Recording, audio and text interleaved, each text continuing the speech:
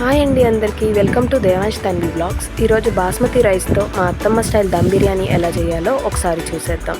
దానికి కావలసిన పదార్థాలు: షాజీరా, లవంగాలు, bay leaves, ginger garlic paste, fried onions, కొత్తిమీర, గీ, లెమన్, సాల్ట్, కారం, ధనియాల పొడి, గరం మసాలా, పెరుగు, బాస్మతి రైస్.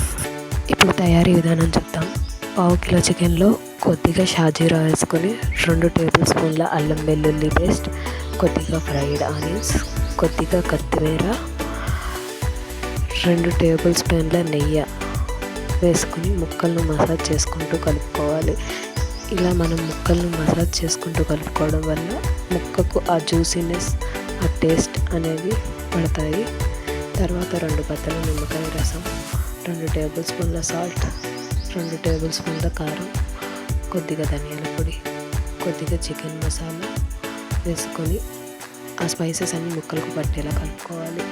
తర్వాత 2 బే లీవ్స్ వేసుకొని వాటిని కూడా ముక్కలకు పట్టేలాగా మసాజ్ చేస్తూ కలుపుకోవాలి. తర్వాత ఈ మిశ్రమంలో అరకప్పు పెరుగును వేసి ముక్కలకు మసాజ్ చేసుకుంటూ పెరుగంతా చికెన్ పీసెస్కు పట్టేలాగా కలుపుకొని మ్యారినేట్ చేసుకోవాలి. ఇలా మ్యారినేట్ చేసిన చికెన్ 1 గంట సేపు ఫ్రిడ్జ్లో పెట్టుకొని తర్వాత ప్రాసెస్ మొదలు పెట్టాలి. ఒక గిన్నెలో 2 లీటర్ల వాటర్, కొద్దిగా షాజీరా, కొంచెం అల్లం వెల్లుల్లి పేస్ట్, 2 బే లీవ్స్, దాల్చిన చెక్క, లవంగాలు, కొద్దిగా సాల్ట్ వేసుకొని నీరు ఇలా బుడగలు వచ్చేంత వరకు మరిగించాలి.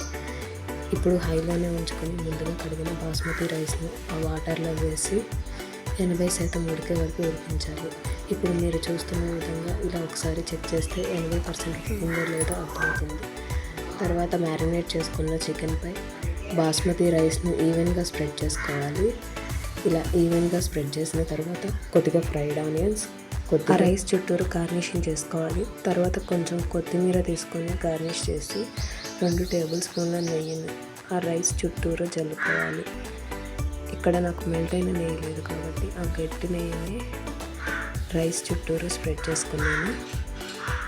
తర్వాత మూత పెట్టేసి దమ్ చేయడానికి ఏదైనా బరువున్న వస్తువుని ప్లేట్పై పెట్టుకొని 10 నిమిషాలు సిమ్లో మగ్గనివ్వాలి. అలా మగ్గిన తర్వాత ఒకసారి ముక్క ఉడికిందో లేదో గరిటెతో రైస్ అంతా తిప్పుకుంటూ చెక్ చేసుకోవాలి. ఇప్పుడు స్టవ్ కట్టేసి 15 నిమిషాల పాటు ఆ రైస్ని అలాగే ఉంచుకోవాలి. తర్వాత ఒకసారి రైస్ని కలుపుకొని ప్లేట్లో వడ్డించుకుంటే మన అత్తమ్మ స్టైల్ చికెన్ బిర్యానీ రెడీ. చూసారుగా, ఈ ప్రాసెస్ మీకు నచ్చినట్లయితే లైక్ చేయండి, షేర్ చేయండి, సబ్స్క్రైబ్ చేసుకోండి.